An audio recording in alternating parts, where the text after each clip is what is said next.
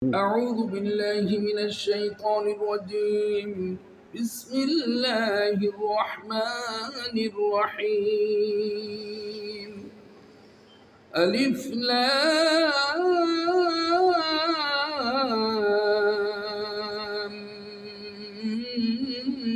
ميم ذلك الكتاب لا ريب فيه هدى للمتقين ইন্নাল্লাহ আশতারা মিনাল মুমিনিন।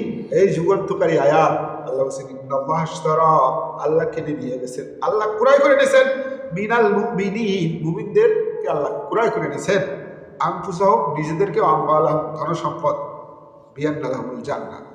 আল্লাহ বলছেন আমি জান্নাত দিব, এই জন্য মুমিনদের যে ধন সম্পদ এবং তাদের যে নিজেদের পুরোটাই আমি ক্রয় করে নিয়েছি জান্নাতের বিনিময়ে। মানে আপনি আমি যারা আছি মুমিন দাবি করি, আমরা কিছু আল্লাহর কাছে কিন্তু বিক্রি হওয়া জান্নাতের বিনিময়ে আল্লাহ বলছেন আমি আগে করে নিয়ে গেছি জান্নাত দেব। এই জন্য মুমিনরা হতাশ হতে পারবে না। এই যেমন গাজা নিয়ে ট্রাম্প ঘোষণা দিচ্ছে সে গাজাকে দখল করবে, গাজার বাসিন্দাদেরকে সে ওখান থেকে বিতাড়িত করবে, তারপর ওই এলাকায় সে আধুনিক শহর বানায় সবার জন্য উন্মুক্ত করে দেবে। মুসলমানরা কি এটা মানবে? কখনোই না। যতই মুসলিম শাসকরা মানুক, একদল আল্লাহ লোক ঠিকই দাঁড়াই যাবে যারা কোনোদিন এটা মেনে নেবে না। ওখান থেকে যদি ফিলিস্তিনিদের সরাইতে পারে তাহলে সেই গ্রেট ইসরায়েল যেটা ম্যাপ তৈরি করছে নেতানিয়াহু, জর্দানের অংশ, লেবাননের অংশ, এইগুলো সব মিলে সিরিয়ার অংশ মিলাইয়া সেই দাজ্জালের যে রাষ্ট্রটা হবে সেই ম্যাপ তারা তৈরি করে ফেলছে, গ্রেট ইসরায়েল, যার সামনে আর কোনো মুসলিম সাম্রাজ্য দাঁড়াইতে পারবে না। যদিও মুনাফিক মুসলিম রাষ্ট্রপ্রধানরা মেনে নিবে, কিন্তু আল্লাহর একদল মুজাহিদ থাকবে। আল্লাহ বলছে না যে আমার এমন একদল লোক থাকবে যারা সব সময় আল্লাহর কাছ থেকে সাহায্য পেতে থাকবে, তারা সংখ্যায় কম হোক আর বেশি হোক, উনি যতই ঘোষণা দেখ ওখানে ঠিকই একদল মুজাহিদ দাঁড়াবে যারা কিয়ামত পর্যন্ত দরকার আমেরিকা ইসরায়েলের বিরুদ্ধে যুদ্ধ করবে, দরকার তারা ইমাম মাহাদির সাথে মিলিত হবে, তাও এইটা মেনে নিবে না। ইসরায়েল কি কম করছে? আমেরিকা হুমকি দিলে কি হয়েছে? আমেরিকা এমন কোনো অস্ত্র আছে যেটা না দিচ্ছে ইসরায়েলে? এমনকি ইসরায়েলে তারা সৈন্য মোতায়েন করছে, বলছে যে আমরা যে এই থার্ড ক্ষেপণাস্ত্র যে মোতায়েন করছি এটা চালাইতে 100 সৈন্য লাগে, এই জন্য মার্কিন 100 সৈন্য ইসরায়েলে মোতায়েন করছে। অরিজিনালি তারা সৈন্য মোতায়েন এবং যত বাংকার টাঙ্কার যত অলরেডি ইসরায়েল যুদ্ধ করলেও নামে ইসরায়েল যুদ্ধ করছে, কিন্তু আমেরিকাই করছে। এখন যতই ঘোষণা দেব এটা কোনোদিনও মুজাহিদিনরা মেনে নিবে না। তারা ফিরাউনের সাথে যুদ্ধ করার লোক, ফিরাউন তো আরো শক্তিশালী ছিল আমেরিকার চাইতেও, তাই না? ফিরাউন নমরুদের বিরুদ্ধে যুদ্ধ করার লোক, যে ইব্রাহিম আলাইহিস সালাম সরাসরি আগুনের মধ্যে ছাপ দিচ্ছেন, আগুন জ্বলতেছে, সেইটা কি ভয় করে নাই? আমরা এলাম সেই মুসলমান, আমরা এলাম সেই মুসলমান যারা সমুদ্রের মধ্যে দিয়ে রাস্তা তৈরি করে চলে গেছে। সমুদ্র, আল্লাহ তাদের সমুদ্রকে দ্বিখণ্ডিত করে আল্লাহ সেখানে রাস্তা করে দিয়েছেন। সেই মুসলমানদের উত্তরসূরি হইয়া আমরা কি আমেরিকাকে ভয় পাবো, ইসরায়েলকে ভয় পাবো? আপনি আমি পেলেও আল্লাহ বলছেন আমি এমন এক দল তৈরি করব যাদেরকে আল্লাহ ভালোবাসেন, তারাও আল্লাহকে ভালোবাসেন, তারা আল্লাহর রাস্তায় যুদ্ধ করবে, কোনো কারো নিন্দাকে ভয় করবে না। আর এটা হইলে আল্লাহর অনুগ্রহ, আল্লাহ যাকে ইচ্ছা তাকে দেয়। সারা বিশ্ব আফগানিস্তানের উল্টো ছিল, এখন পর্যন্ত স্বীকৃতি দেয় নাই। নীতি কথা বললো এই সেই আসলে মুনাফিক, সবই তো মুনাফিক। হ্যাঁ, সবই মুনাফিক। সে কালকে ইসরায়েলের প্রধানমন্ত্রীর সাথে যৌথ ঘোষণা দিছে যে ইসরায়েল আমি ওই গাজা আমি দখল করে নিলাম, ওটা আমার, ওরা আমেরিকার হাতে থাকবে, ওখানে যত লোক আছে তাদেরকে আমরা অন্য জায়গায় পুনর্বাসন করবো, ওই গাজাকে আমি এমনভাবে সাজাবো, ওখানে বিল্ডিং টিল্ডিং যা আছে সব ওখান থেকে সরাই দিব, একেবারে সমান করে দিব, এবার ওখানে অর্থনৈতিক এলাকা করব। এই কাফেররা যতই এটা পরিকল্পনা করুক, কোন সময় এদের পরিকল্পনা আল্লাহ, তারা ষড়যন্ত্র করতে থাকবেন, আল্লাহ কৌশল নেবেন, আল্লাহ খায়রুল মাকিরিন, আল্লাহ উত্তম কৌশলওয়ালা, সে এটা ঘোষণা দিছে। এখন বহুত পরিকল্পনাওয়ালা লোক ওখানে যায়, ঠিকই আল্লাহ তাদেরকে ওখানে হৃদয় আকৃষ্ট করে দিবেন, তারা ওখানে যাইয়া হাজির হবে। সেই ইয়েমেন থেকে যদি ইসরায়েল হামলা করতে পারে, ইয়েমেনকে আপনার ফ্রান্স বলেন, ব্রিটেন বলেন, তারা যৌথ বাহিনী গঠন করে তারপর তাদের বিরুদ্ধে হামলা করে, জার্মানি থেকে শুরু করে, তাও তো তাদের ঠেকাইতে পারে না। তাই আল্লাহ সেই ব্যবস্থা করে দিবেন। আল্লাহ বলছেন ইন্নাল্লাহ আশতারা মিনাল মুমিনিন, আপনি আমি যাই দাবি করি না কেন, যদি মুমিন দাবি করি আমরা আল্লাহর কাছে বিক্রি হওয়া, আমাদের কোনো নিচের ইচ্ছা থাকবে না।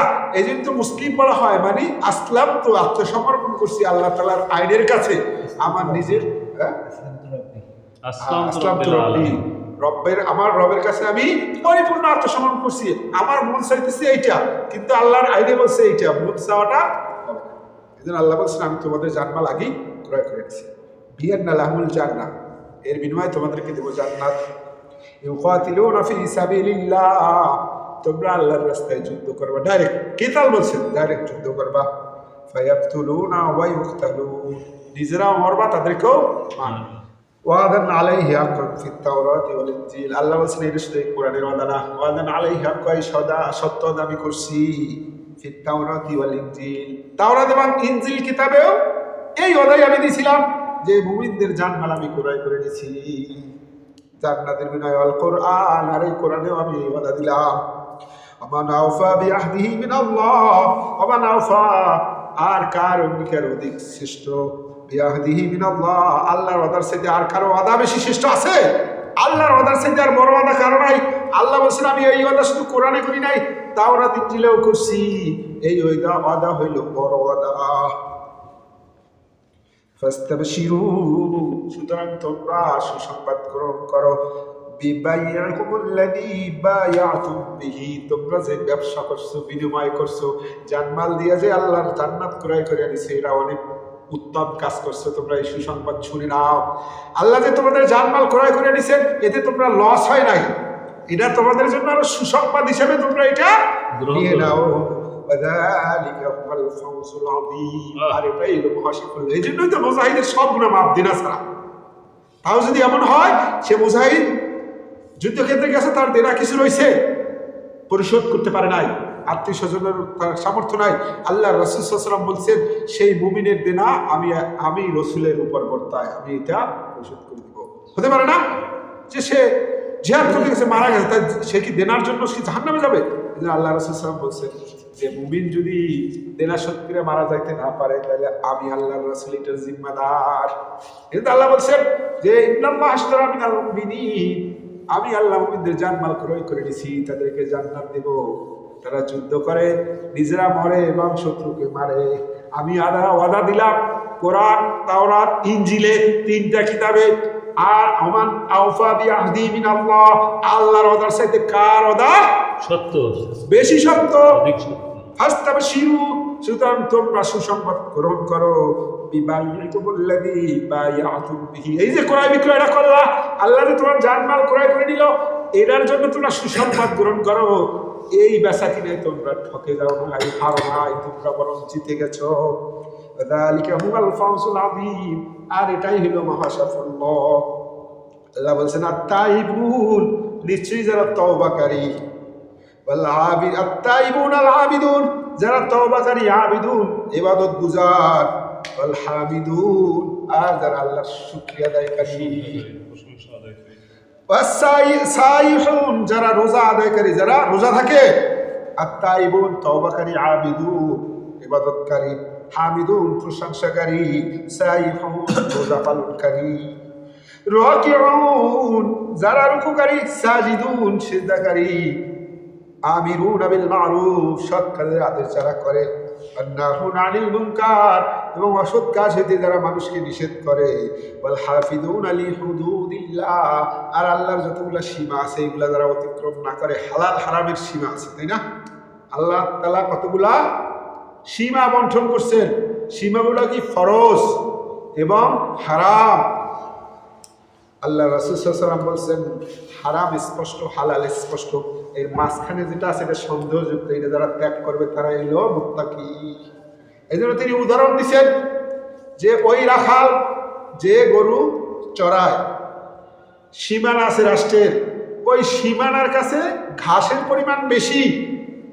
এখন এই রাখাল কি তার গরু ওই ঘাসের কাছে নিবে যে ওই ঘাস বেশি, কিন্তু ওখানে রাষ্ট্রের সীমানা আছে, কোন রকম গরু যদি ওখানে অতিক্রম করে তাহলে রাষ্ট্র ওই গরুকে বাজেয়াপ্ত করবে।